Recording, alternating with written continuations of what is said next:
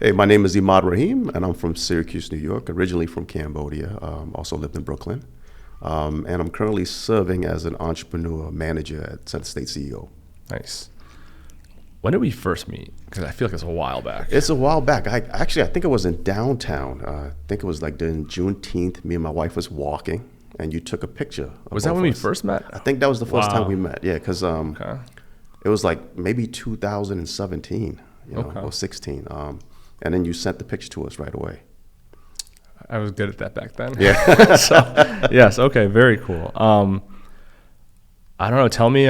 We've talked about so much over the years, so I kind of wanted to cover a bunch of things. But what's life all about for you right now? Life is about time. I think you get to a certain age. I turned 47, and I'm more cautious with time. I'm more strategic with time. Time means so much more to me just because my mom's getting older, my kids are getting older, less time with them at that age. I want to spend more time with my family, with people that mean a lot to me, just because I know how precious that time is. Do you so you what is your wife's name and tell me about your kids? Yeah. So my wife is Chayla Surratt. She owns a business called Black Citizens Brigade, which is it's a lot. I describe it as this vintage store that focuses on Black history, but also includes this arts and culture piece that is often missing in the community. My daughter is Emad Rahim. She went to Syracuse University, just graduated, and she's getting married next month. So she's congratulations. Graduated. Thank you. And she's a political science major. She works as a resident advocate. So it's like a rental advocator. Okay. And then I have my youngest daughter, who is 11 she's 12 turning 13, but she's turning 21 because it's like everything's so quick right now. Yeah. And you went to high school in Syracuse, right? Yep, I went to Fowler High School. Fowler High School, Yeah. okay. What year were you? That's like 97, right?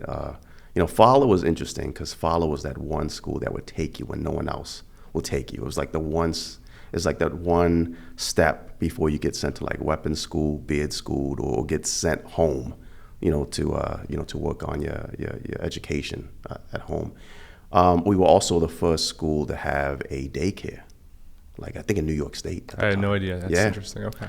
Yeah, we had OLC, which Occupational Learning Center, which is focused on trade. So almost like Central Tech in Syracuse at that time, where you could get a non-Regents diploma, Okay. which I end up graduating from. It was that school that was like at the cusp of like change because you had a mixture of Tip Hill, which is predominantly the Irish community and upper middle class.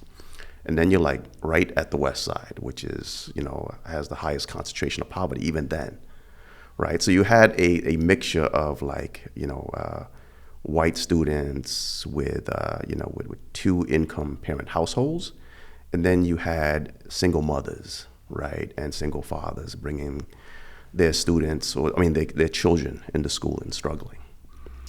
I remember Fowler was always known when I went to Nottingham, and it was like Fowler was a school that it was like infamous for no windows. There's no windows, and you're like, how? I wrestled there for a little while in 2000 or 2001ish, and I do remember even the difference between a Nottingham and a Fowler. You could feel like the poverty level at Fowler was very, very high. Yeah, and, yeah. But yeah. Yeah, there was not a lot of Asian students. Really? At Fowler. There was a handful I can count. Okay. I was part of that population. Oh, right. Right. So it was very interesting. It was a lot of black and white when it came to conversations like culture, perspectives, those type of things. And it's not black and white in regards to ethnicity, but economics based on where you're located and how you grew up. I remember Nottingham had a lot of Vietnamese kids, Yep. so there was that population, but they were they hung out with themselves and their groups. But that's interesting. So there was like Burmese, Vietnamese. There was nobody. There wasn't a lot of those kids at Fowler. There was a few, but not a lot. Right. Interesting. And I felt like at one point, I think once they got to 10th grade, many of them ended up at Henniger. Right. Okay. So Henniger, I think, had probably the most when it came to like Laos, Hmong, Vietnamese, Thai. there's not a lot of Cambodian kids when I went to school. A lot of them ended up going to California or New York City when they identified, cousins and relatives. I never knew. I'd never heard the term Hmong before. I met. Do you know Chong Vang? He runs the Muay Thai school over on the north side. That name sounds familiar. He's great, but he's Hmong, and I'd never even heard of that ethnicity before. So it was interesting. So. Yeah, because I came in here. I came to the United States in the early '80s. Okay. Right, and in the early '80s, it was that group of Laos, Hmong, Vietnamese, and Cambodia. So we kind of all got grouped together. In Syracuse, when it came to Catholic charities, we all went to the same Catholic programs. Right, there's a Catholic church right on James Street, huge red brick building, been there forever. We used to call it forgot the nun's name. It was like Sister Judy. Okay. That we called the Sister Judy Church because everybody knew Sister Judy. She was the one who did all the programming, summer programs, church programs in regards to Sundays, after school programs, lunch programs, those type of things. So we all kind of got to know each other through these programs. Interesting. Okay. What was it like going to high school back then as like one of the only Asian kids there? It's funny because it's like a blur in so many ways. Sure. Right. I remember, somewhere in middle school, I kind of changed in regards to my look and my feature. I went to this Asian kid that I guess would look typical Asian, and then my features changed, and all of a sudden I was like the ambiguous kid, right? When I went to Fowler, a lot of people thought I was mixed, right? They thought I was like, because there's a lot of Puerto Rican kids, so a lot of Puerto Rican kids thought I was like Puerto Rican and Chinese. A lot of black kids thought I was like Vietnamese and black, so as long as that mix, and I kind of fit into those demographics, right? I think I probably hung out more with other minorities than my own ethnicity, in a sense, right? The majority of girls I dated were black or Puerto Rican all of a sudden, and I got really embraced in the Islamic community later on. I think around 11th grade, when I was trying to find a religion, I got really involved in the Nation Islam, the Five Percenters, and eventually Sunni Islam later on. But very interesting. A funny story, right, was back in, I want to say 10th grade, there was a huge fight at Fowler High School. It was a fight between some Puerto Rican kids and some black kids, and the school had labeled it as a race riot, right? And this is before social media, obviously, right? So they sent us all home. They closed down the school. They were afraid that it would escalate to something bigger. Someone got stabbed in that fight, so they sent us home. And then eventually they called us back, maybe the day or the day after. And a bunch of us got sent to the auditorium, and we all knew that we were the troublemakers, right? So that's why we got sent to the auditorium, and we were told that because they were afraid it was going to escalate, that they brought some mediators from outside the school, right? And they kept on using the word race riot, like we want to make sure that this doesn't, spill over to gang retaliation. Because of the race divide and stuff like that. And these mediators that they brought were older people from outside the school, from outside the community. And we were told to go to the principal's office, and then we would identify the group that we would be going into in regards to the group that would work on the mediation piece based on where our name was located, right? So as we're all walking into this office, we noticed right away that they were splitting us between the Puerto Rican kids and black kids. And as I was getting closer, I was trying to figure out, where am I going? Where am I going, right? Right. And this is the first time I realized that no one knew my ethnicity because they put me in both places, right? So they didn't have a conversation with me. They didn't ask, what my ethnicity was. They didn't do any research. They were like, we're kind of unsure what his ethnicity is. He's with both groups all the time. So we're going to put him in both groups, right? Sure. And when I walked into these groups, no one said I stuck out. No one said I didn't belong. It was the first time when everyone was like, hey, he's invited, right? There was no conversation that said, hey, he didn't belong here. And because of that experience, I was able to be in both groups. I was the only one that was invited. That was a student that was in both the conversations happening with the black students and the conversations happening with the Puerto Rican students. So I was the only one that got to hear both sides of the story, right? And I was able to kind of jump back and forth from both of these conversations that was happening almost at the same time. And I found out it had nothing to do with gang retaliation, had nothing to do with race. It had to do with girls. This was high school, right? Sure. A fight broke out between a girl, and it just escalated. And I was proud to say I was a part of that group to help dissolve and deal with that conflict, right? To mediate that conflict. So this is the first time I realized how powerful it is just to be ambiguous, kind of like to be that fly in the wall, right? And no one kind of took you as the person that shouldn't be in that room, that identified you as the other. Right. Yeah. It's interesting. I feel like depending on your personality, that is the space that Asian people in general can kind of live within, because you're not white, you're not black. If you have like an open heart and you kind of float between worlds, there is like a space for Asian people to be bridges for people in situations. So that makes sense. I think the difficult piece is that we're all labeled under this one umbrella. Yeah. Right? Like just like any type of ethnicity, there's so many nuances.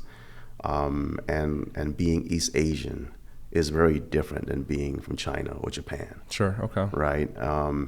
And being Cambodian is very different than being Vietnamese, even though you're like right next to the border. Very different experience, different religion, different language, all these things. And you combine that with being a first or second generation American, creates that level of complexity. Do you, what is, I don't want to have you speak for your children, but what does your older daughter identify as with? I think more so she identifies as black, Okay. right? It's just how it is in the United States. But she was quick to tell people once they identify her as black, say, yes, but I'm also Cambodian, right? And then she would let people also know she's Muslim on top of that, right? I think we could identify ourselves in many ways, but being in the United States, you know how you're going to stick out, right? Based on your features, based on how you look, right? And that's kind of something you want to get ahead of other people before they label you, even before they get a chance to speak with you. Sure. Yeah. Do you, have you guys always, she knows Syracuse, and you guys have always lived in Syracuse for the time since you've had children? We lived in Chicago for almost 4 years. Okay. So my daughter went to school out in Chicago too. My youngest was born in Chicago, so she got that Chicago blood. Okay. Yeah. So we lived there, and we noticed that my mother's getting older. My siblings needed more help with my mother, so we made the decision to move back. So do you also identify with the New American community as well, and as well as like the non-New American community, I guess I would say? I would say yes, but I'm not as involved as I used to be. Okay. I used to be very involved when my uncle, Jeffrey Tepp, was kind of like a coordinator for the refugee program. Okay. So he used to bring me in to help volunteer, work on after-school projects, things like that. But since I got really into my career, like I would say in my 30s, I'm not as involved. I get pulled in, which is fine. Sure. I'm always happy to help support and advocate, but I wouldn't say I'm in the position to be the mouthpiece. Got you. Yeah, when it comes to the New American and refugee population. What if you don't mind me asking, like we had spoken a while back about your mother and her story and her life. How is she doing? She's doing good. She's a stubborn, woman, very strong.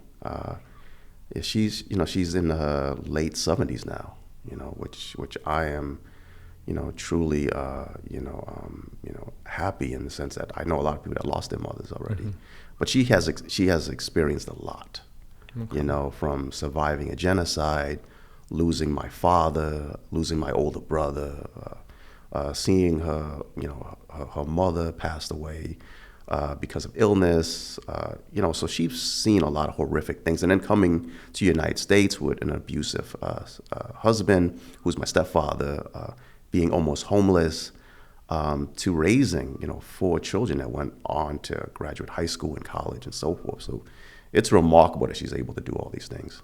So she lived through. Can you tell me a little bit about, if you don't mind talking about it, the genocide, like her her memories, your memories of that whole process of leaving, and what was that? What was that whole experience?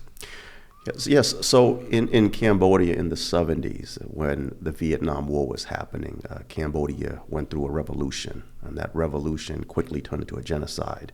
There was a group by the name of the Khmer Rouge military, and this was like a communist party that wanted to take over the country, and they promoted this revolution. They promoted socialism, right? That they're going to speak on behalf of the people. And then when they won the war against the government, they turned on their own people, right? And they forced everyone that lived in the city to live in the jungle. So my mother can remember, basically being forced out of a house and only the clothes on her back, and being forced to live in the jungle. And then then they forced everybody that lived in the jungle into like some type of concentration camp where it was forced labor. And in that concentration camp, people were tortured, executed, left to starve. People were forced into marriages based on trying to create this, I would say, like perfect Cambodian. Like the story went that he would identify people based on how tall they were, how light-skinned they were, these type of things, how, your background. And then he would force you to get married and have children to create like the perfect Cambodian child. So it's not uncommon to find Cambodian couples here that would tell you they were forced together, right? So my mother, my father, myself, my older brother were in this concentration camp. My older brother died of starvation and illness in this concentration camp. My father was tortured and executed. And eventually my mother and a group of people in the middle of the night was able to escape. And it took several days. And because of their focus, their support, their push, they were able to make it to a refugee camp in Thailand. And then my mother met my stepfather, had my older sister in this refugee camp, and then we eventually was sponsored to come to America. And that's how we ended up in Brooklyn and eventually Syracuse. I have so many questions. One is, when the Khmer Rouge won, was that their plan the entire time for the genocide to do what they did, or did that just culminate afterwards? There's a lot of stories, right? Almost similar to what happened in Cuba, to be honest, when you compare like the history and the backstory, because Pol Pot, and I think there was 3 other guys with Pol Pot, they were trained by the CIA.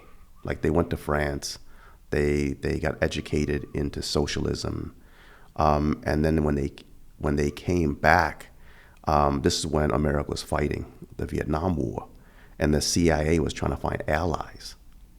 So then they worked closely with Pol Pot because he had basically like a following in these jungles, and they worked with him to train him, to give him weapons. And Pol Pot was like, I don't need to fight Vietnam. You basically gave me the education, the weapons, and the knowledge to take over this country the way, how I want it to be. And I think he might envision this utopia, but then eventually, like a lot of war-hungry people, he just turned on his people. There was also this idea of resetting, like the economy, resetting the government, right? So one of the things he did was he got rid of all the currency. That's why it took Cambodia so long to come back, because they basically had nothing. So when the war ended, there was no government, there was no currency, there was no trade, right? He had gotten rid of all of the intellectuals, right? This is the idea of anyone that was educated and knowledgeable could easily take over the country. So if you wore glasses even, he would kill you. If you were a teacher, he would kill you, right? So a lot of the intellectuals and artists were killed right away. Why artists? I think because artists had this power, right, in regards to cultivating a following, right? They were singers, they were poets, they were painters. So they had a following already. They had a mouthpiece, right? And there was also this idea that if you were an artist, you were a part of the other, right? You were part of the other group that supported the king, because the king liked art, because the king was cultured, right? And there was also this push against being influenced by America and Europe, right? So all these things that he identified was that the artists, the educators, government officials, these were all people that had influence and were poisoned by America and Europe. So he was trying to get rid of that population first. Was he able to kind of create an environment even within the country where he would like, where it was a how do I want to put this? Like where he'd create propaganda so people themselves would hate artists, would hate intellectuals. So it wasn't just the authority end of it, but it was also just the public would started demonizing those people, or no? I don't know if it got to that level. I think it was just forced. Okay. Right. And because everyone was forced into the jungle, it's not like you get news. Okay. Right. I think the propaganda happened before the war. Right. From a lot of the research, and publications out there, some people would speculate it started off with this tax on the farmers. Often it had to do with economics, right? The farmers were being taxed heavily and they were already poor. So he had that mouthpiece that he can go to each farmer and be like, hey, look how the government's treating you, right? They're taking advantage of you. So a lot of his guerrilla, followers that were his part of, his militia, his military, came out of the farming community. So much of the fight had to do with city versus farmers. And then eventually the people in the city that were also poor joined the fight, and it just grew and grew and grew. When does your mother speak about it, or does she not really talk about it? She speaks about it. When I was a kid, I didn't want to hear. I didn't want to hear about it. I didn't want to listen. I wanted to just fit in. Like a lot of refugees and First American students, you just want to fit in, right? So when she was trying to explain this stuff to me, it was just coming in one ear and going out of the other ear. It's not until I was in my 30s when I really wanted to learn more and more about it. Yeah, but sometimes she speaks about it like as a flashback, right? And she reflects on it like this is what we can learn from it. This is what you should know about it. So several years ago, I would say, I think this was 2008. I was a part of a Syracuse stage production, a theater production called Tales from Salt City. And it was the first time I had an opportunity to tell my story on stage.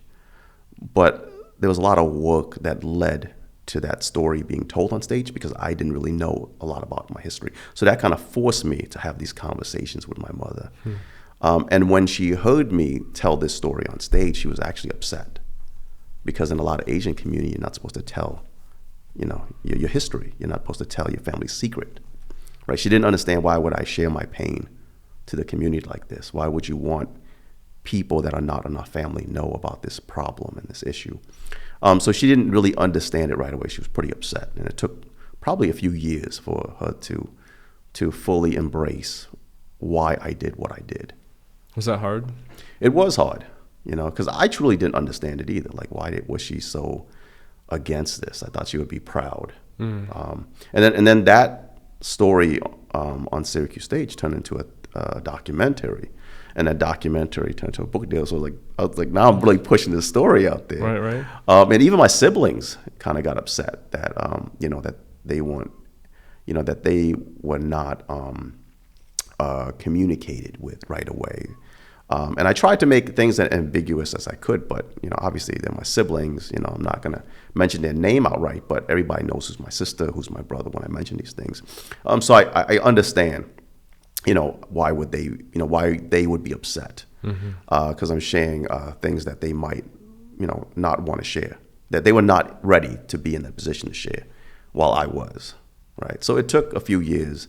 It took a lot of back and forth conversations for everyone to kind of understand, why it was important. That this was the right time to do it, and what came about it in regards to bringing our family close to understanding our history and background. Did that whole piece span to the you in America, to the domestic violence, to you growing up in growing up in Chicago and then Syracuse? Did it span the whole gamut? It was snippets because there was 5 other people sharing their story. So we were all sharing each other's story. We were all connecting these stories together. One of the powerful powerful thing about this storytelling production was it showed how we were very different but connected at certain points in our life because of certain environmental factors, location, art, music, right? So it's like this person and that person has nothing in common, but at this date they were actually in Brooklyn together, stuff like that. Yeah, and it kind of made these connections. And hearing someone talk about my father being executed was extremely emotional and powerful for me. And then I was talking about how this same person, how their son was killed in a boating accident in Brooklyn. So around the same period I lived in Brooklyn. So it was connecting these like moments in time where these individuals were very different, age, demographic, ethnicity, but yet at these moments in time we were close to each other. Do you to bring it back to your mother's experiences, I feel like how does someone live through a genocide and then now she's in Syracuse, correct? Yes, she is. And I mean, it's in the true sense of the word unimaginable. Like how do those dots connect for her in her life? To be honest, it takes a strong person, right? A very strong person, because we don't even talk about mental illness in our community, right? I experienced anxiety in my, I would say, mid-30s and had no idea what that was and had no idea how to deal with this. I thought something was wrong with my brain, actually, right? And when I was trying to explain to my mother, trying to explain what was happening to my wife, like, it still didn't resonate right away, right?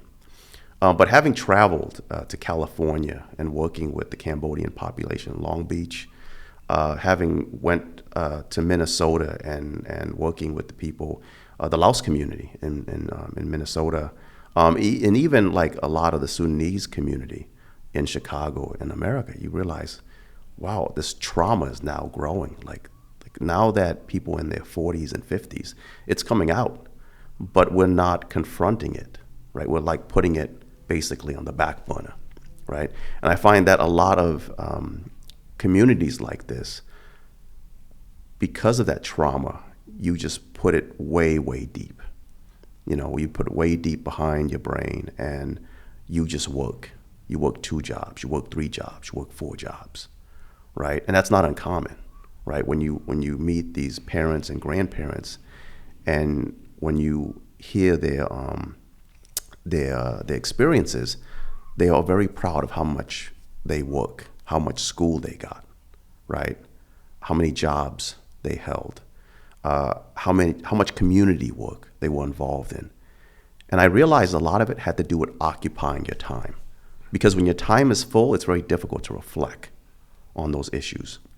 But once they get older and they retire, their kids go away, it starts creeping back. And I meet a lot of people now struggling with this, and there's not a lot of organizations and programmings that are tied to supporting older people that have experienced trauma. There's not like a community center that focus on this. There's not a lot of religious temples that focus on this. It's almost like a side conversation, right? And, I'm trying to advocate for more Asian communities to pursue social work as a career opportunity, because this elderly population, they're not going to just talk with anybody, right? They want to talk with someone that looks like them, that can speak that language, where they feel comfortable in expressing themselves and unpacking this trauma, even though they don't realize it is trauma, right? It's almost like a badge of honor, like I experienced this, I went through this. But now I don't understand why I'm struggling with this now, right? Like this was a badge of honor when I was in my 20s, when I was in my 30s, when I was in my 40s. Why is it appearing now that I'm in my 50s and 60s, right? And some of this stuff is turning into domestic violence even, right? Where they are couples that are, abusing each other because they don't understand this trauma, right? And how that is escalating. or they are now abusing themselves in regards to trying to hide this trauma, this vision, this past experience by alcohol and other drugs, right? That makes a lot of sense, and I feel like that's probably on a low priority for government funding. So that's too bad. Do you? I guess I would say with growing up and with your mom, with having gone through all of that, and then going into a relationship that had domestic violence within it, did those two pieces connect with one another, do you think, or were they separate entities? They definitely connected. I might have not, I didn't notice it right away, right? I remember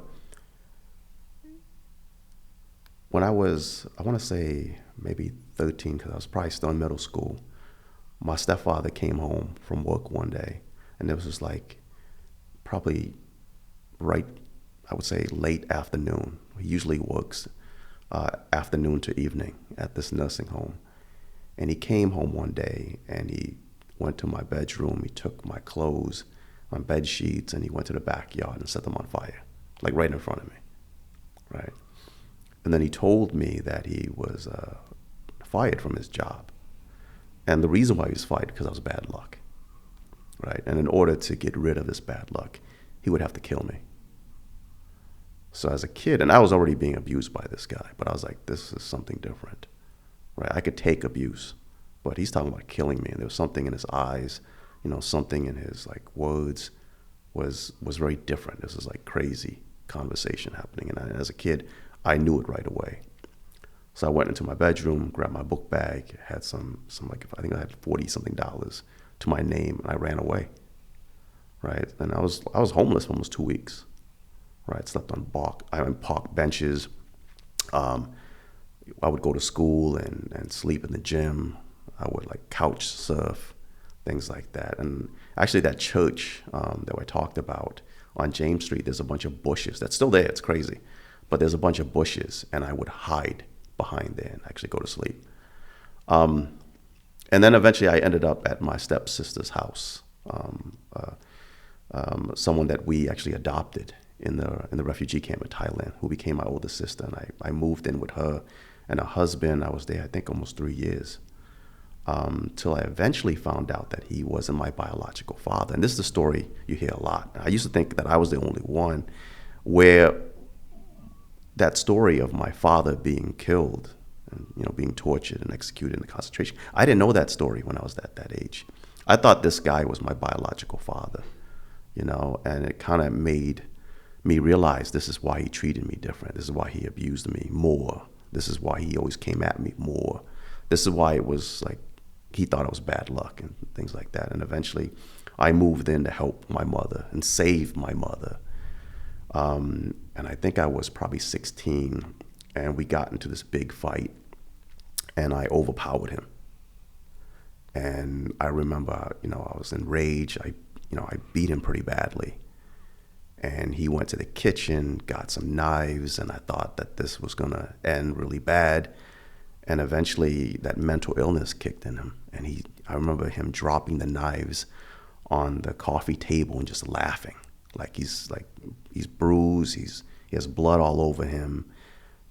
He easily could have overpowered both of us, me and my mother, with these knives. But he just sat on the couch and just laughed. Then my mother told me to run outside the house. I ran to the neighbors, got police, and eventually police took him away, and we haven't seen him in 30-something years. From that one night, he was gone? He was gone, yeah. Wow. We actually found out during COVID that he passed away. And I don't know if he passed away due to COVID, but he was living in Long Beach, and he was actually remarried. Wow. Yeah. And he had lived through the genocide as well? He was, yeah, he did. Did he ever speak of that at all? Or? No. My mother doesn't talk about it, but many of us, including my older sister that we adopted, believe that it was one of those forced, like she was alone in this refugee camp, and the refugee camp was almost as bad as the concentration camp in regards to being lawless, right? Women were being raped. Men would go look for work in Thailand and never come back. Wow. Right? Kids would disappear. Right? That's how my mother described it to me.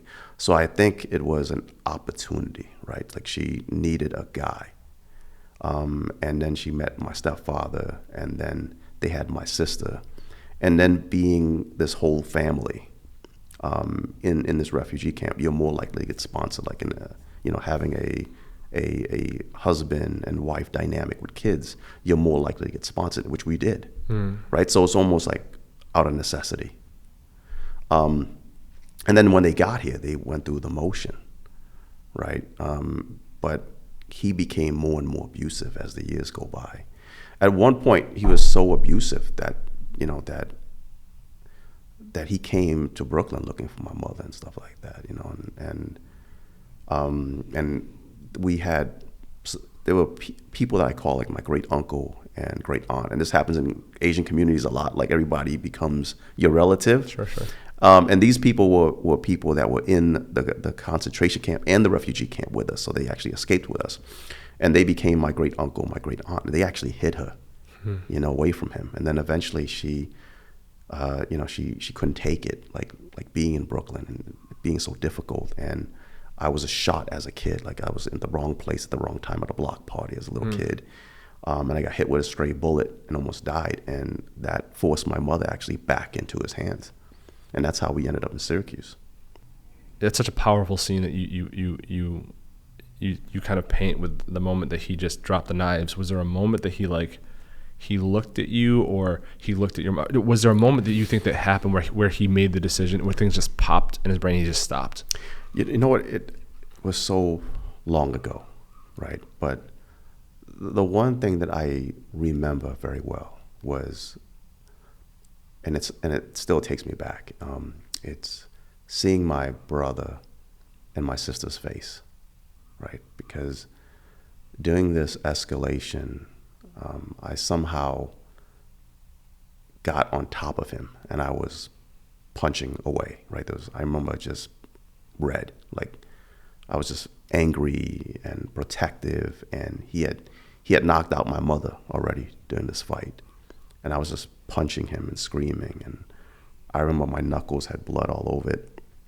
And then in the corner of my eye, I saw my siblings, and they were little babies. They were little babies, and they stuck their heads out, and they were just crying and looking at me, right? That's what I remember. Like, I remember that clearly. And my mother somehow woke up and pulled me off of him. He got up, ran to the kitchen. And I remember hearing the drawers open, and him grabbing these like two large butcher knives, and he came right into the living room, and he held these knives at us. And he stood there, and I stood in front of my mother, and I was trying to figure out, like, how do I get away from this? What can I do? And I closed my siblings' doors. And I don't remember if I said anything. I just remember being silent and just watching him. And all of a sudden, he just sat down, and he took these two large butcher knives, and he put them on the coffee table. And he just sat back in his couch, and he just starts laughing, right? And I remember when the police came, they actually tried to arrest me. He was bruised, he was bleeding. Obviously I had an advantage over him, right? And they were going to arrest me at the time, and then my mother and the neighbor. And there was I remember somehow this guy, Bob, who was from the refugee program, he was like our social worker, he was there, right? And he was talking to me while I was in the back of the police car, and then they arrested him instead, right? What was vivid also and very emotional was the months that came after this experience, because I thought I did this amazing thing, that I got rid of this abusive person, that I saved my family and my siblings. But after the situation, my mother started crying like in the middle of the night, like she wouldn't sleep. And I realized that bills were piling up. Like I got rid of the breadwinner, right? So I realized like I created a new problem for my family, right? And I remember like we had the eviction notice, we were gonna lose our car, like all this stuff was about to happen. And I felt that it was my fault. And I went through this like deep depression as a kid and got, and just got really angry and, acted out in school and everything. But eventually it worked out. And like my mother, because how strong was she, she found resources and other support. And, I did some other things to help out too. But, these are things that I can reflect back on, both positives and negatives. But I think many of them are connected in some shape or form, right? That maybe his abuse, that he was afflicting on me, my siblings, and my mother, had to do with his mental illness that came from what he experienced in Cambodia during that war, right? And my mother needing a husband, like a safety net. Like she went back to him because of that trauma, because of that war, right? My mother, she talked about one of the reasons why she went back to him, because she's like, I didn't like escape this concentration camp, this killing field, to be in Brooklyn, to be in another killing field.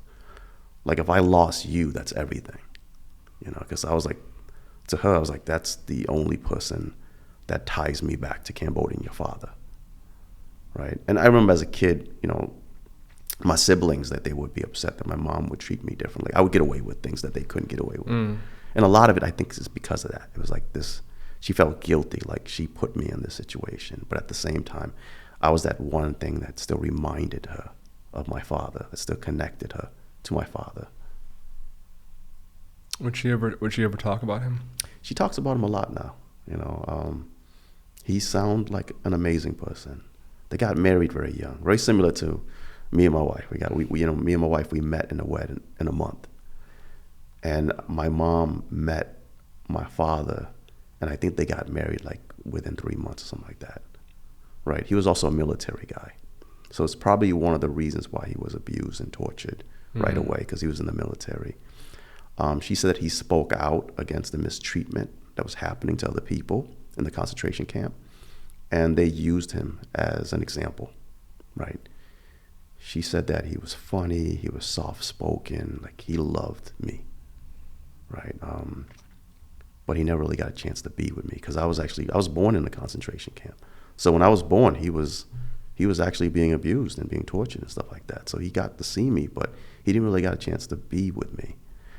And then he heard that my older brother died, of starvation. He was actually still imprisoned. So he didn't get a chance to say goodbye either.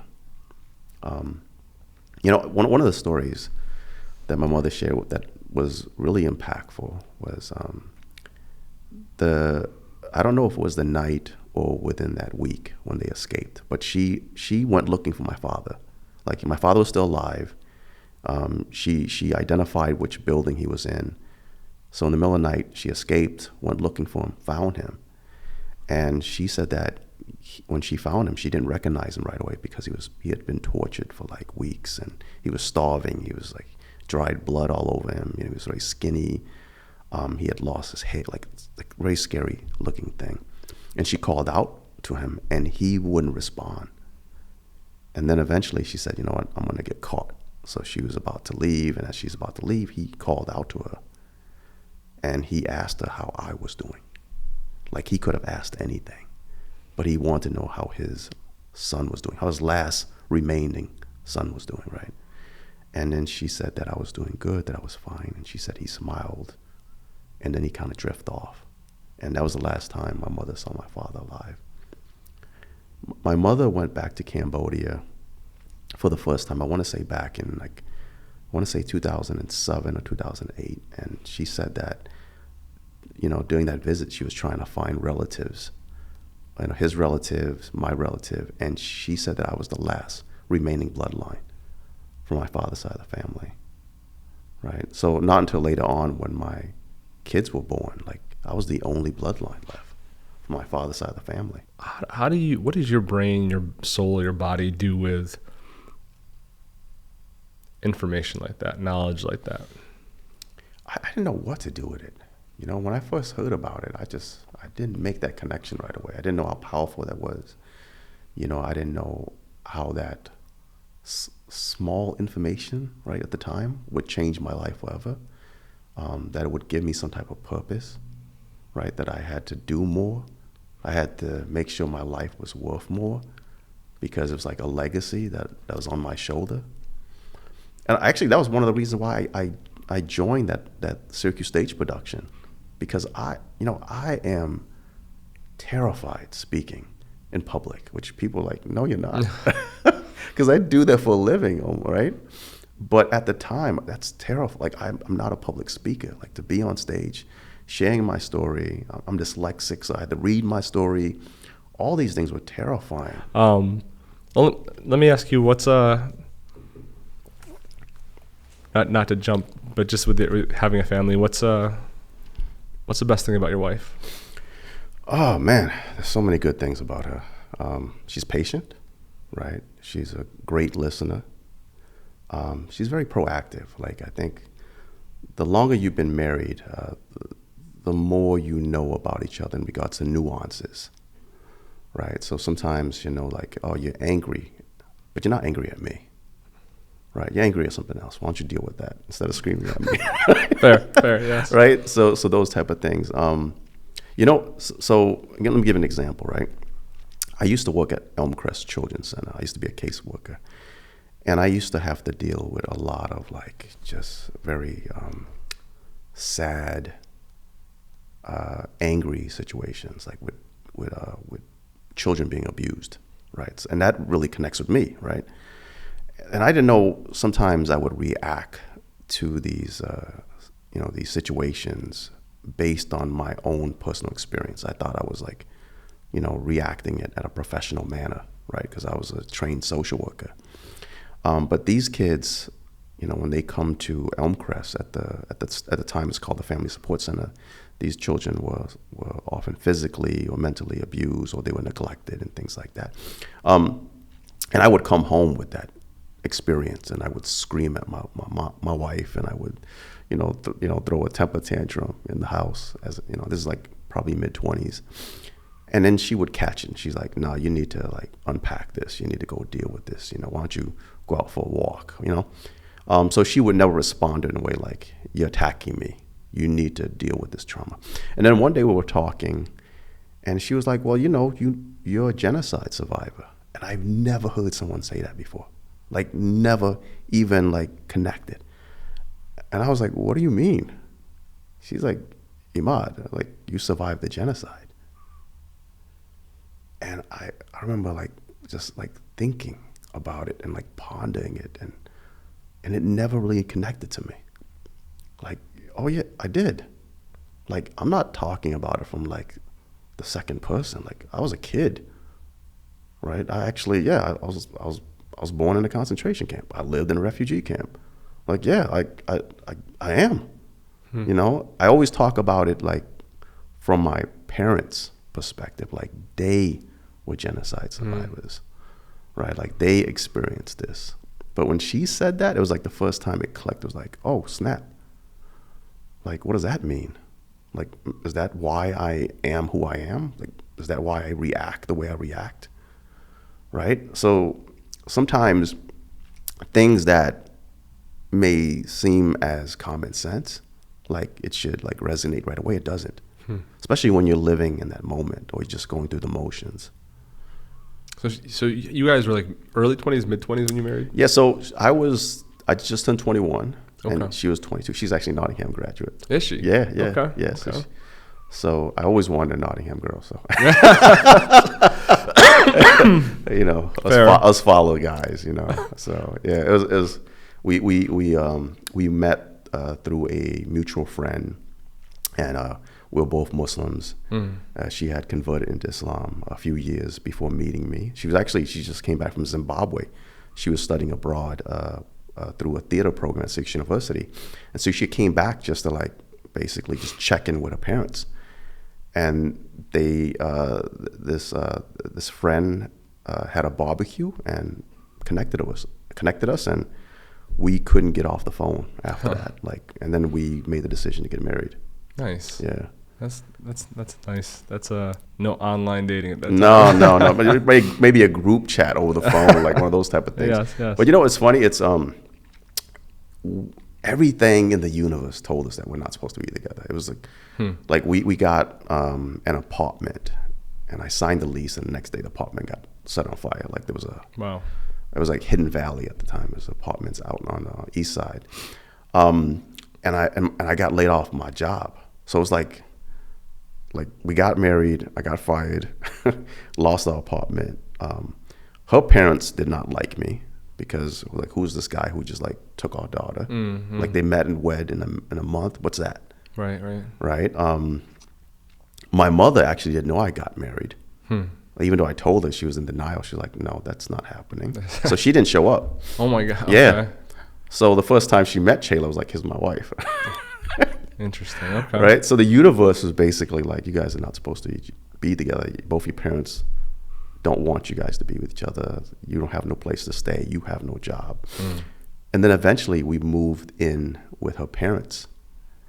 And it was probably the best decision because they got a chance to know me. They got a chance to see me in action and see how I treat, their daughter. And then I ended up working like 2 jobs and, and helped out and things like that. And they, they loved me after that. Nice. Yeah. What do you want for your children? A lot, man. I think every parent want their kids to be smarter than them. Right, want to have more than them, and I want to say more like in regards to materialistic things, but have more experiences than me, right? Travel more than me, right? Be more cultured than me, right? Those things that I did not have, right? I want to cultivate an environment, a situation, a conversation that allows them to see their true potential. What do you think the most, when you had kids, like what switched in your brain, or what was the thing that was like something like, I have kids now? Like what was the thing? It's that responsibility. It's, and it's sad because some parents don't get that right away, right? I mean, I have a lot of friends that have still not grown up in regards to that mentality, but it starts off very scary. It's like this child, this newborn, and their fate is in your hands, like their health, their emotion, everything.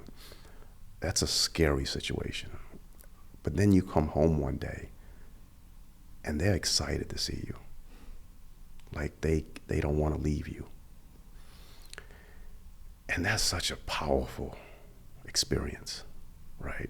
When you wake up and there's this child that eagerly wants to see you and talk to you and share this moment with you, and also this opportunity that you have to cultivate this young child, right? That you will actually have this power to build them up, right? And educate them and guide them and put values in them. It's a powerful experience. Like you see yourself in them, right? I went through like a little depression. My wife says like a midlife crisis, right? Because my youngest is turning 13, so she's becoming like this preteen. She doesn't want to hang out with me anymore, right? And then my oldest is getting married, right? And one of my favorite things to do with my children when they were young was just like to get away. Like as I got older, my circle gets smaller and smaller, right? And that's fine with me. I have a lot of great friends. I have great associates, but I would rather spend my time with my family.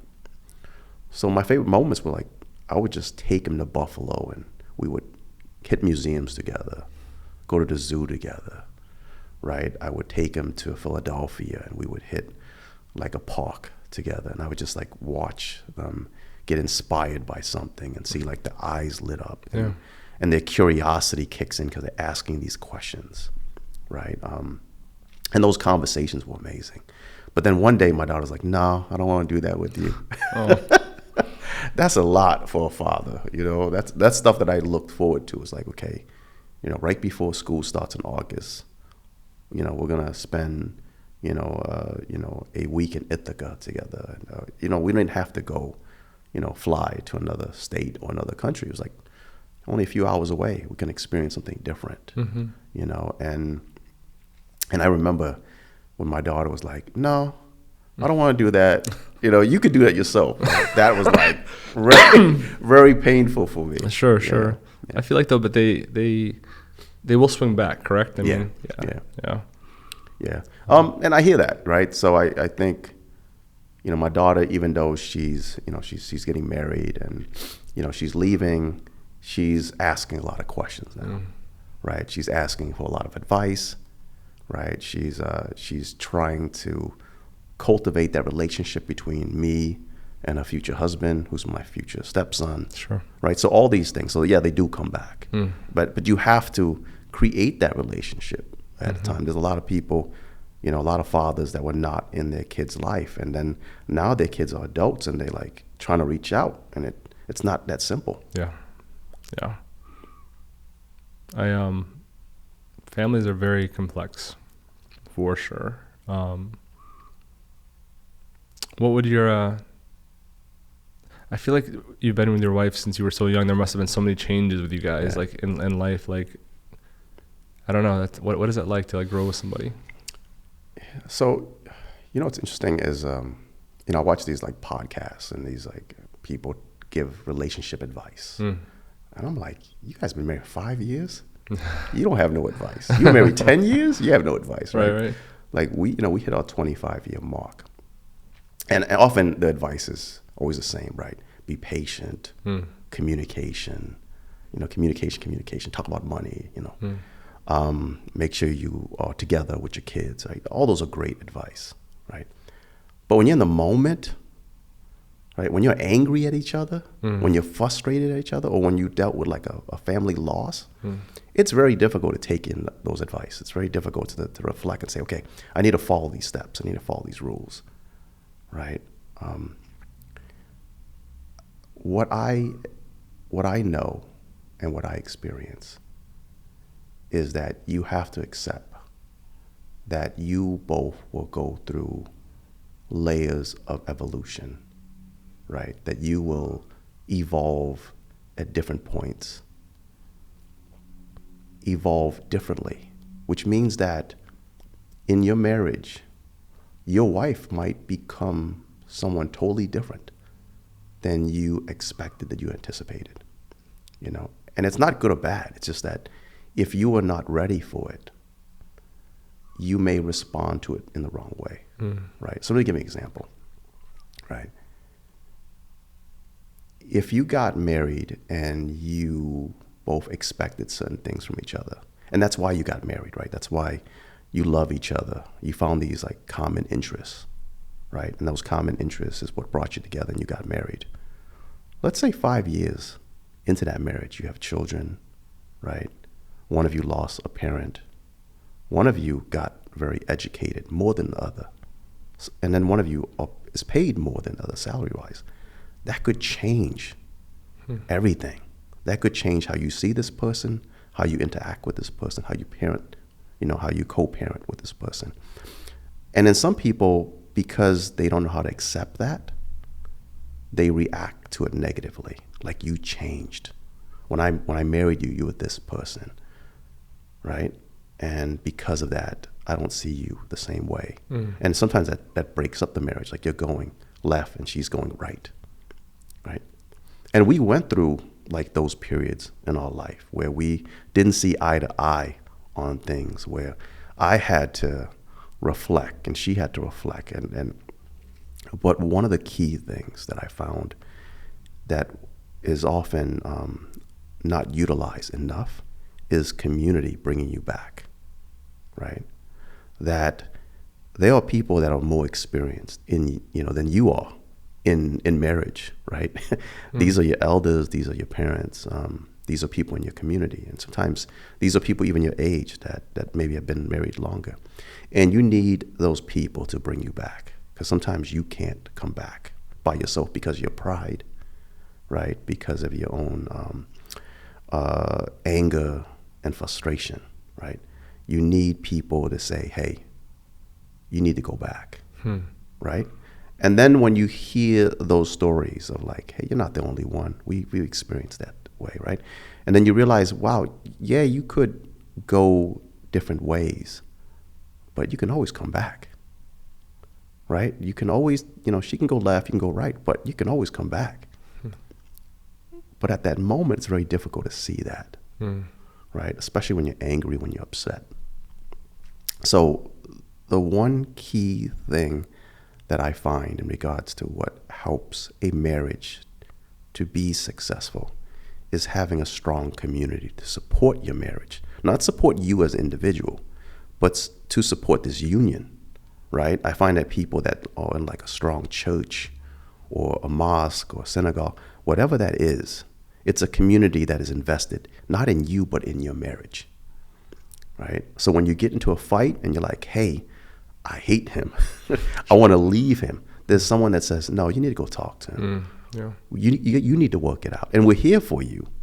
Versus someone basically being that sounding board and not reacting, or basically just seeing your side of the story and then basically having a conversation to almost like push you to end your divorce. I mean, end your marriage, right? And I see that more so. It's like, oh, girlfriend, yeah, he's this, he's that. Or yeah, she's this, she's that. And eventually you buy into that, and it supports all your own thoughts. Sure. And it's helping to cultivate your own insecurities, right? And then you end up breaking this union because of your own insecurities and what you heard people say and bad advice and things like that. I remember, I think it was like maybe 4 years into our marriage, we got into this big fight, and I got into a car and I left, right? I drove to Albany. I don't know why. I just drove to Albany, right? I'd never been to Albany. And I got a hotel, and I just stayed there for like 2 nights. And my brother-in-law called me. He was like, hey, I'm coming to get you. I said, why? He's like, no, I'm coming to get you. Your wife called me. You need to come back, right? You need people like that. Like, no one accused me of anything. No one's like, hey, you left Albany, you left your kids, you left your wife. And it's like, I knew I had to leave, because when I get angry at that time, like, I didn't know how I was going to react, if I was going to get physical or if I was going to say something that I shouldn't say. So I would often leave, right? And I've done that, where I would just like go to a friend's house and just sleep on a couch, right?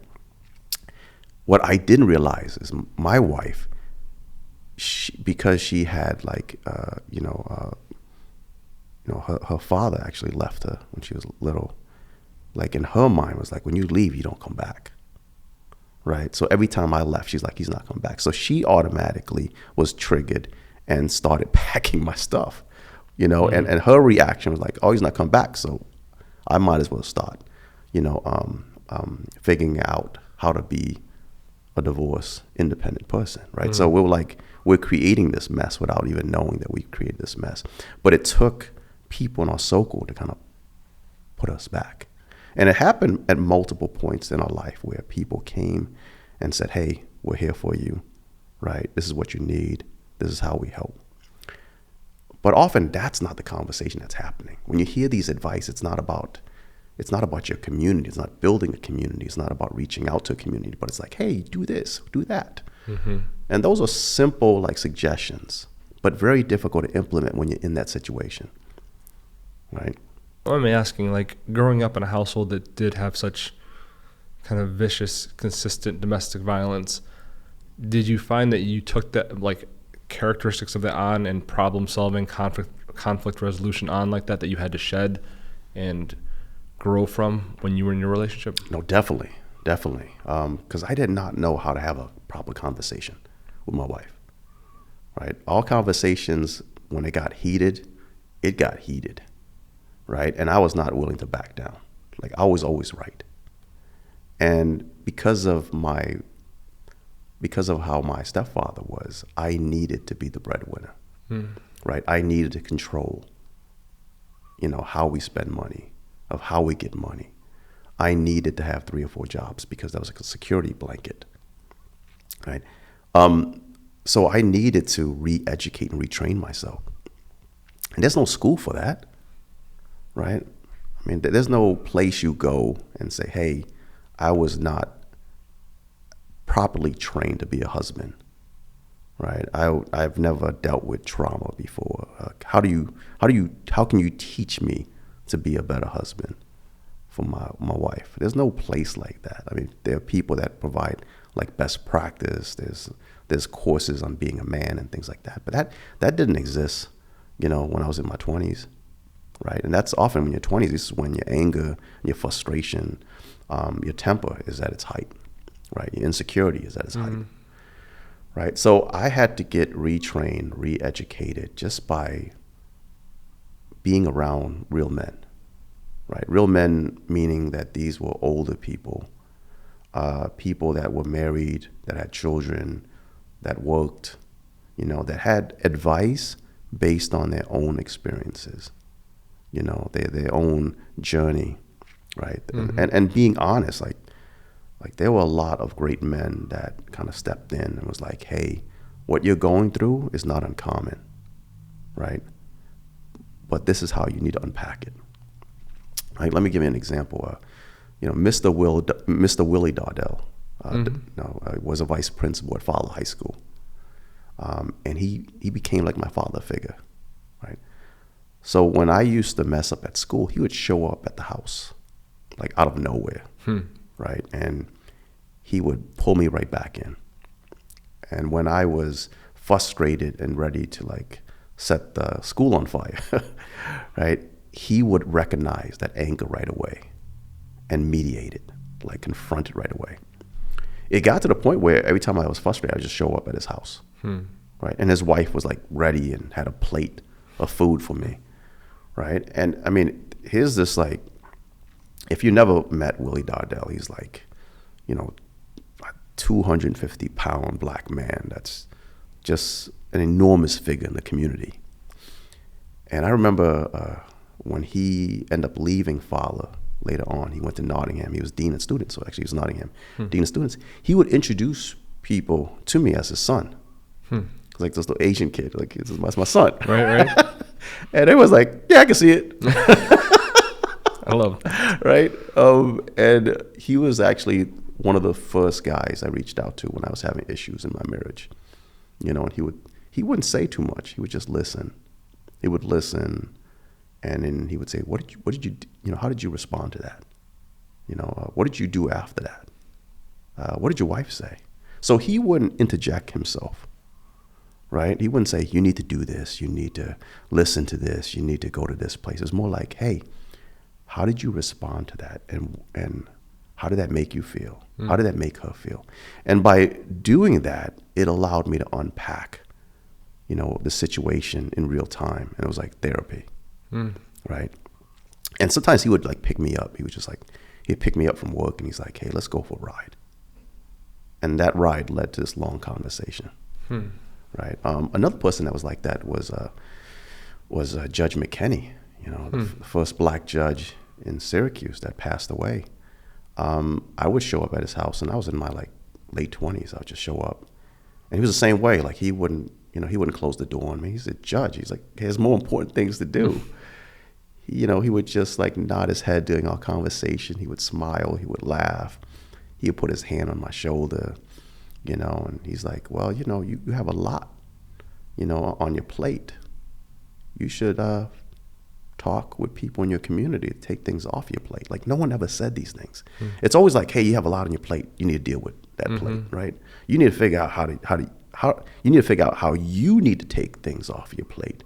Or you're a man, you could deal with everything on this plate. Matter of fact, you can add more things to your plate because you're a man, right?" He was the first person who was like, "Hey, who's in your community that can help you take things off your plate?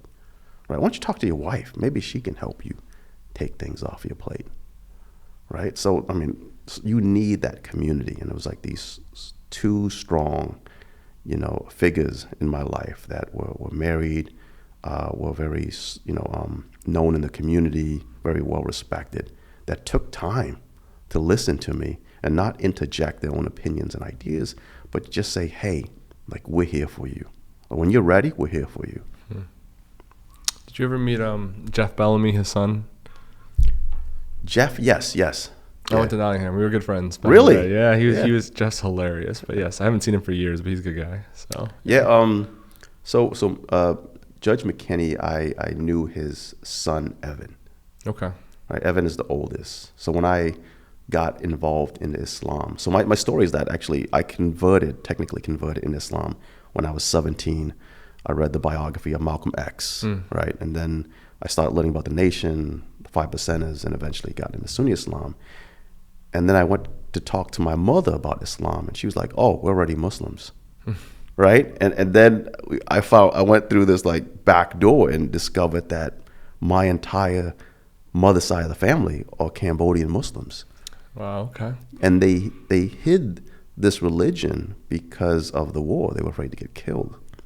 And in Cambodia, Islam is treated like an ethnicity, right? So it's not uncommon to hear people in Cambodia say they're half Cambodian, half Muslim. Interesting. Right, because it's more of ethnicity. So when we came to America, my mother was like, it's our ethnicity, we're not going to lose it. But when we were embraced by the Catholic community, we took on Catholicism because my mother thought this was part of American culture. Okay. So she never saw it as a religion. She was like, oh, this is what other Americans do, so you need to do that. Right? We want you to be in an after-school program. You go to the church. You want presents? Christmas. Right? You want to be, educated? After-school program, church. Right? So we got really involved in the church by way of thinking this is American culture, this is the way of life. So when I reverted, I guess that's how you would say it, right? Reverted into Islam, my entire family came back and was like, we need to learn more about this. We need to unpack this stuff.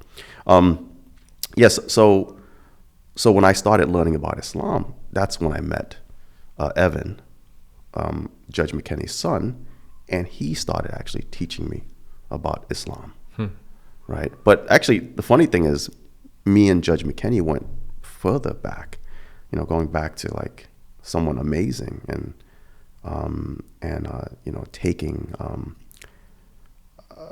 responsibility over young people. When I was a kid, I used to DJ. I was like pretty local, I wouldn't say well-known, but I was a local DJ, especially at Fowler on the West Side. I did a lot of after school functions. I did like block parties. I did house parties, those type of things. And I got hired to DJ at a party when these guys broke into a house.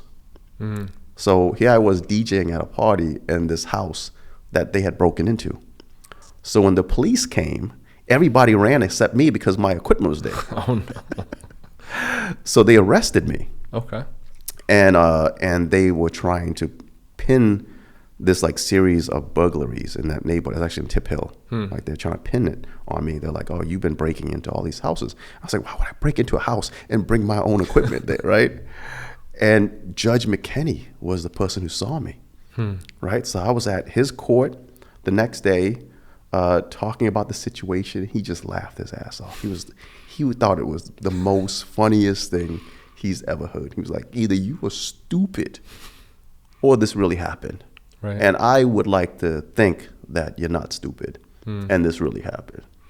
So instead of like, sentencing me to like juvenile detention or, doing all these other things, he was like, you know what, you need to volunteer.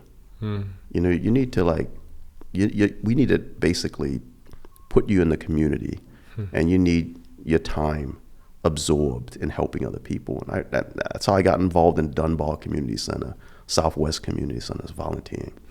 And then eventually later on, when I started hanging out with Evan, that I realized, oh, that's your father. And then we connected and, reconnected.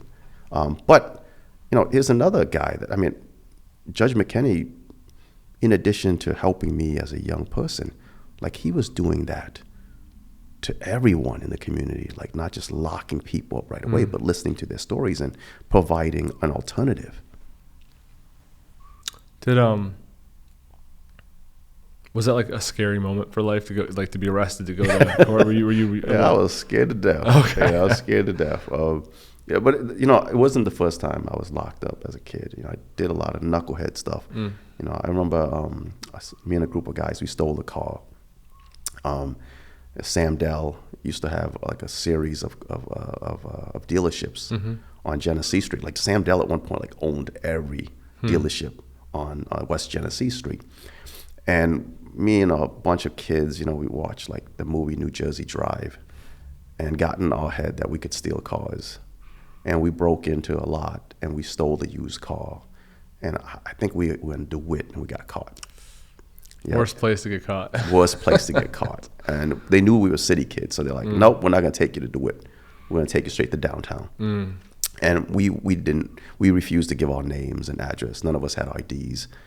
And I remember they put us in like this like holding cell. And we felt like we were adults, but you could tell like they knew we were kids. Right. So it was like this holding cell until your parents come get you. And I was scared to death, man. I was like, every thug gangster in me was like, you don't belong here. Well, the funny story with that was earlier that day, it was like a day we all got in trouble. The Carousel Mall had this store called Filey's Basement. Okay. It was like Marshall's in the base, in the lower part of the mall. And one of our friends stole some sneakers. Like he was with us that day. And he saw another kid put on a pair of sneakers, like brand new sneakers, just walked out. And nothing happened. So he was like, oh, snap. So he did the same thing, and as he's walking out, security chased him. Okay. And we watched security chase him, and they caught him, right? And that same day, we continued to get in trouble. So we stole that car, get caught. So when we showed up at the, in downtown, at in bookings, whatever, he was already arrested. The one with the sneakers. He was waiting in the cell. So when he saw us, he thought we were there to get him out. So I remember how excited he was. He was jumping up and down. He's like, "Oh man, my dogs came and got me." And we're like, "Nah." That's a disappointing moment. Like, we're here with you now, right? Yeah. But yeah, those moments were like, "Nah, this is not your life. You don't belong here."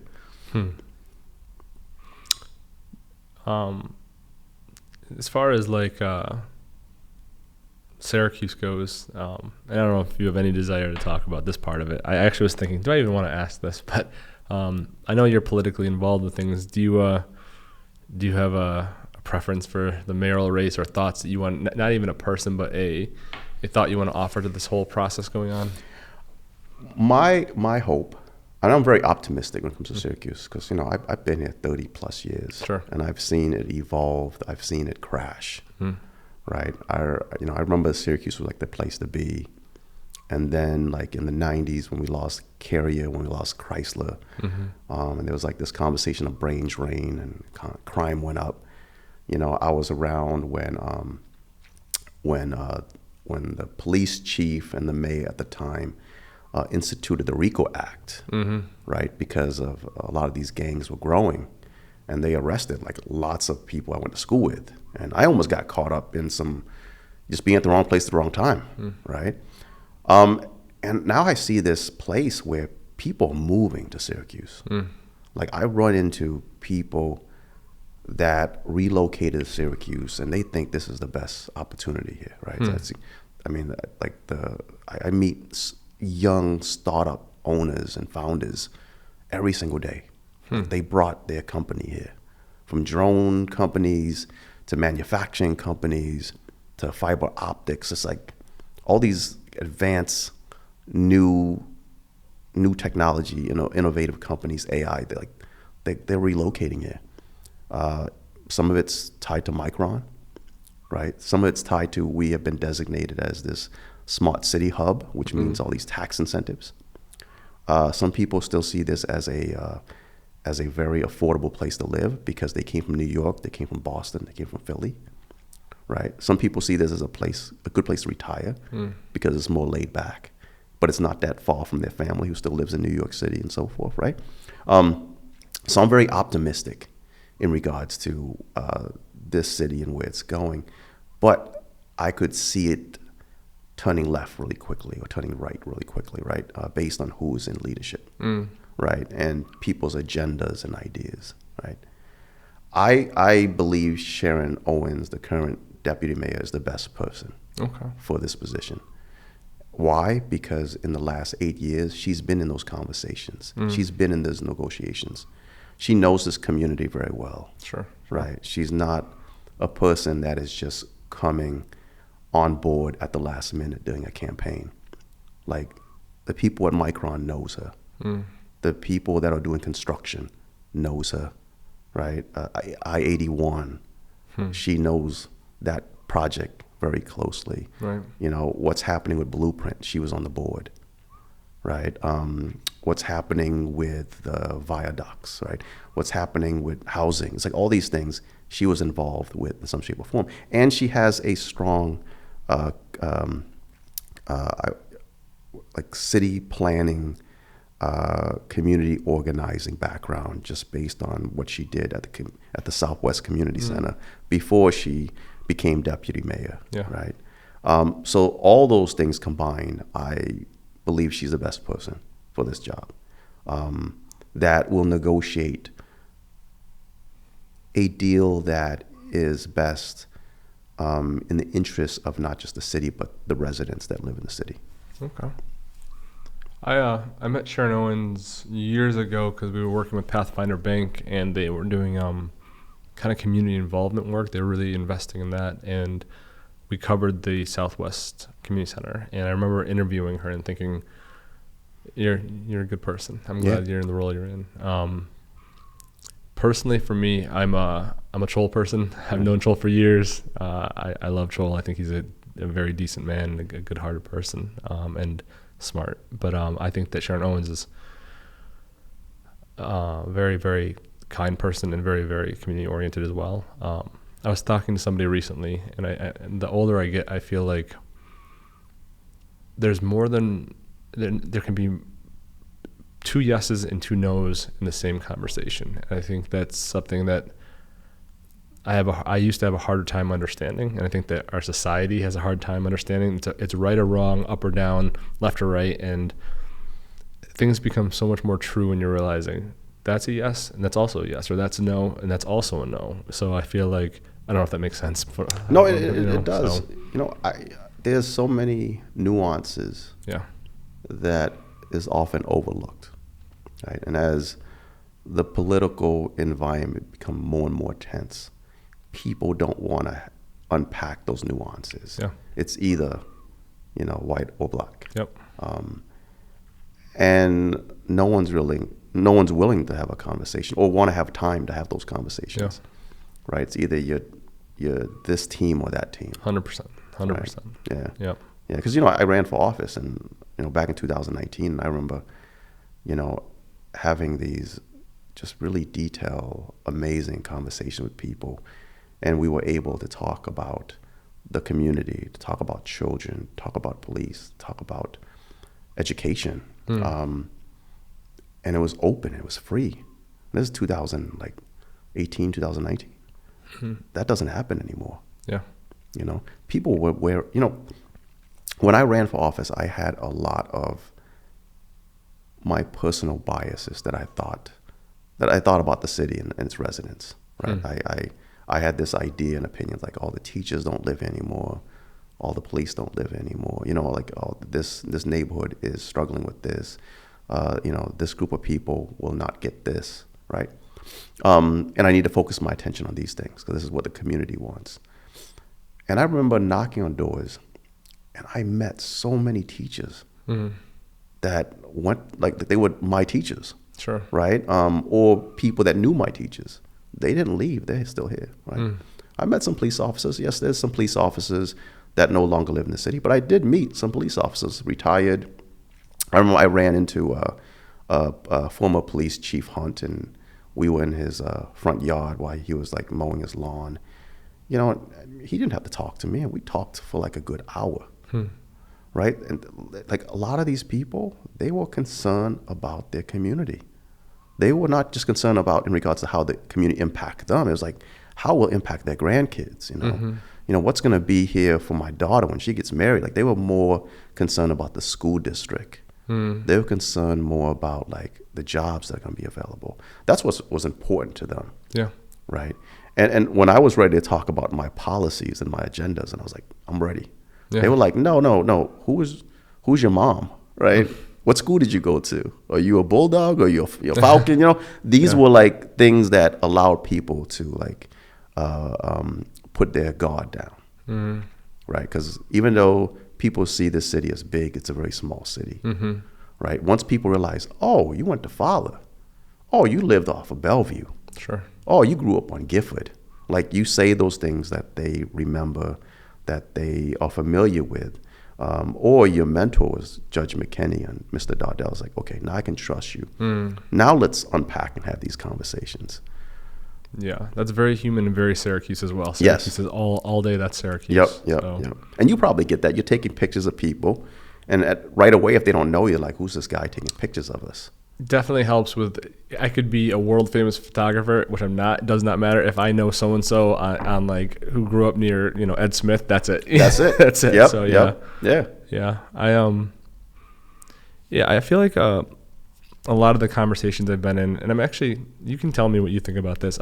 When I read descriptions in like news articles now, and I try to keep it to my own description so I'm not offending anybody. But if it's like Solon's an Asian American or Solon, the Syracuse, this and that, I'm like, I feel like the labels have destroyed so much of, with good intent, have destroys the ability for people to reach each other. I'm just like, how about I'm Solon first, Solon only? It doesn't matter politically, socially, ethnically, religiously. Like, don't put me in any of those things. Just talk to me as Solon. And I'm not going to, I read articles where it says like Asian American or African American, positive news, negative news. I'm like, what if it's just that person's name? What if we remove that whole other piece of it? Because I'm like, I just feel like we've gotten to such a level with labels that everybody's kind of like picking their own tribes, and that's the only important piece now. And I just feel like that. I think there was a time where that was important to point out. Maybe that like minorities religiously, ethnically, culturally exist, but now we're at a point where it's so weaponized. It's just, let's go back to the individual. Let's talk about that person. I don't care about their religion. I don't care about their ethnicity. I don't care about their skin color. Tell me what they did. Was it a success? Was it a horrible crime? Was it an amazing achievement? Whatever that is, tell me about that person so I learn about a person and not a person who is this or that. Does that make sense? Yeah. So no, labels, I believe, have created more injustice, right? Negative response, trauma more than anything else, right? But we live in a society where it's there, right? And sometimes people look for those labels because it's safe for them, right? I need to identify people that look like me, that speaks like me, because that's why I feel safe. Right. Because we lived in this very unsafe environment right now, right? So sometimes it's out of necessity, right? But then obviously sometimes it's out of prejudice, it's out of racism, right? And with our political climate right now, it's a division, right? Yeah. It's to divide us, right? I don't know if there's an easy answer, right? I think it's going to take generations after generations to kind of fix this, and it feels like we've been here before. Yeah, the whole world we're in that revolving circle. Yeah. Yes. I follow the stock market a lot. In my late 30s, I really started like learning about finances. Like I was not financially literate. With all the education I have, I was not financially literate in the sense of like wealth building, financial planning. And it wasn't until in my late 30s that I was like, I gotta truly understand this. And I always felt like finance really like conversations around it divided people. Like if you were insecure of, if you're insecure talking about money, then most likely you're not going to build any wealth. And that created the stereotype and stigma and label, right? Where like I saw like, hey, wealthy people are white men. That's my label. Sure. So of course I'm not going to be wealthy because I'm not a white guy, right? And when I realized I don't need to be a white guy to be wealthy, like the idea was like, oh, only Asian people that are wealthy are actors, financial planners, lawyers, and doctors. I'm not those guys, so I'm not going to fit in that box. But then I realized there's not really a box, right? Like you created this box in a sense when it comes to these situations. Like when I realized, oh, I can educate myself and have these conversations with people that are in this space that I want to be in. It opened up this world that I didn't know exists, right? So I find that when we have conversations that have some type of common ground, it brings people together. Like when we have conversations over food, right? Over like community, like what's best for our children, right? When we have conversations, even over like pop culture, like who's better, Kendrick or Drake, right? It allows us to then dig deeper into other things once we find that common ground. Got you. Right?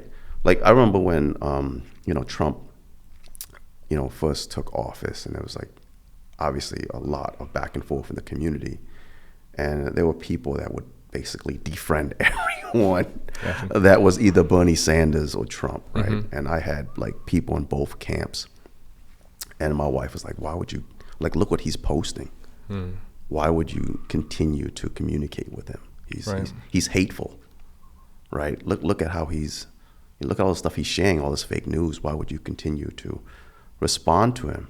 And I would never be the type to like go back and forth with someone on Facebook because I don't see that going anywhere. Sure. Right.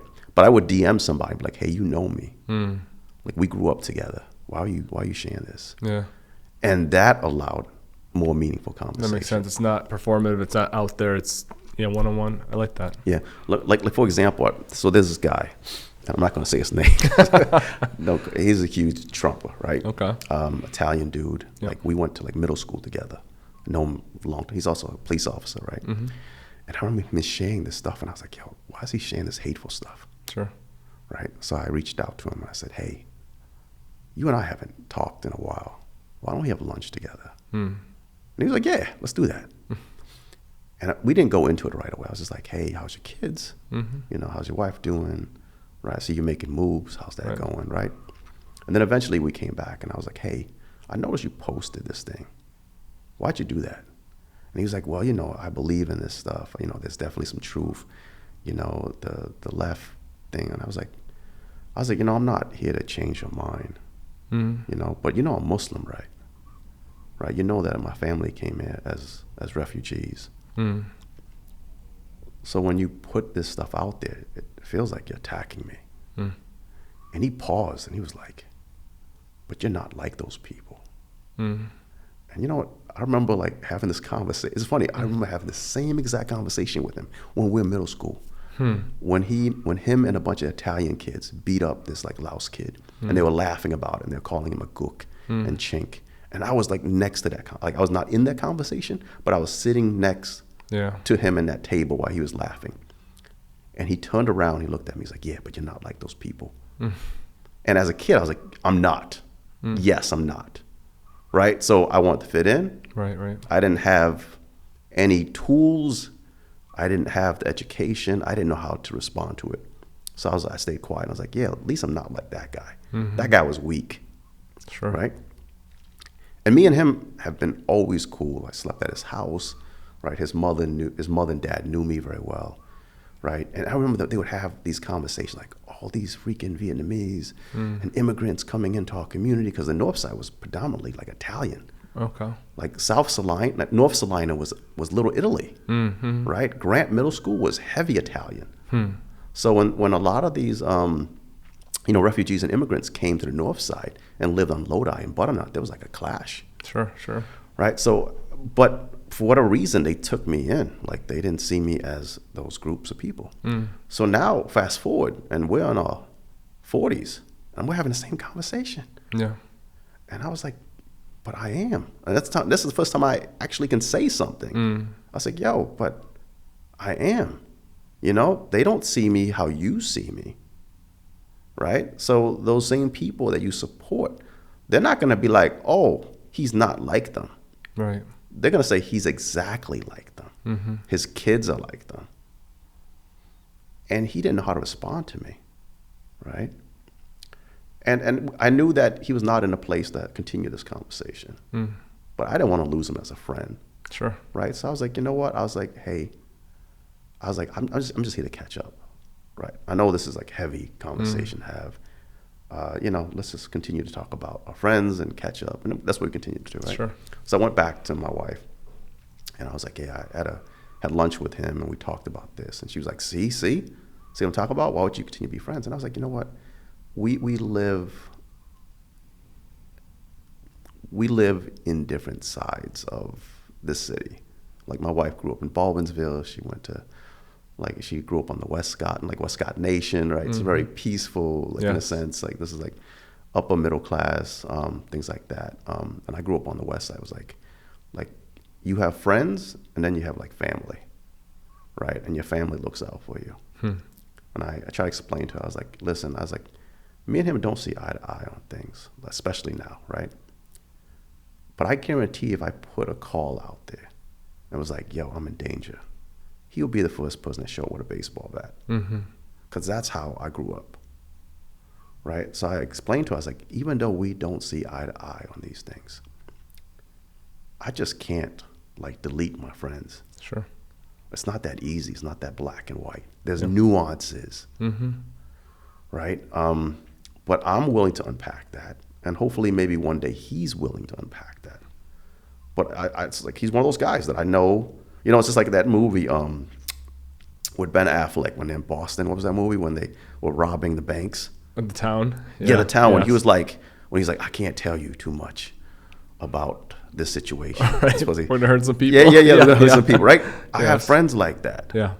Right? And we're not living the same life anymore, but we have this really big history together. And while we don't see eye to eye, there are some common grounds that still exist. Yeah. Right? And we need to go back to those common grounds. That's the only way we can move forward, is we need to go back to those common grounds and find those common interests, and let's unpack them. And that will hopefully allow us to have this more meaningful conversation where we can really dig deep into these issues together. I 100% agree, and I find fewer and fewer people who are of that nature. Yeah. So it's I don't think it's scary as much as it is saddening, because I feel like most of the conversations, if there's somebody I vehemently disagree with their views, it's less stressful to me than having a conversation with somebody who we agree on the same things, but one person's coming at it from a view of like hate and like, I will not have these conversations. I want those people dead. It's like, there's no chance for progression or anything to evolve from that mentality. And they're like, well, that's my right. And I say, I understand that's your right, but we're talking about rights versus goals. What is the goal here? It's 100% your right. You have the right to think, act within not hurting somebody or harming somebody however you want. But if your goal is to help create a bridge or help create understanding, is that mentality going to help? And then they just get frustrated. And it's like, I'm not trying to win an argument here, but I'm also like, somebody that doesn't agree with what I agree with, I enjoy those discussions, even a debate. But somebody who will say, I don't know, I'll say, take the New American community, for instance. They'll say like, I don't believe in this, or I believe in this too. And people that don't, this, and this, I'm like, that doesn't actually help anyone in the New American community who might run into those people later on. Like you have the ability to change people's minds. We're human beings, you know what I mean? And you might be the only person, especially if you have a friendship with them. They might not see it now. They might not see it a year from now. Maybe 30 experiences down, 4 years from now, they go, Emad had a conversation with me at a restaurant, And that makes sense to me now in a way that didn't before. And they can associate the most important part, which is the love and the friendship that exists. So yeah, I'm 100%. I respect that all day long, and I find it so rare these days. But when I find people who can think like that and who have the patience and the grace to approach other people who don't think the same way, or who may think things that are almost, I don't know, I would say hateful to who you are or your existence, but still be able to approach them with love, that's a powerful thing. So yeah, I think a lot of it comes from maturity. Yeah. Some of it's age, upbringing, definitely, right? But you definitely need to have these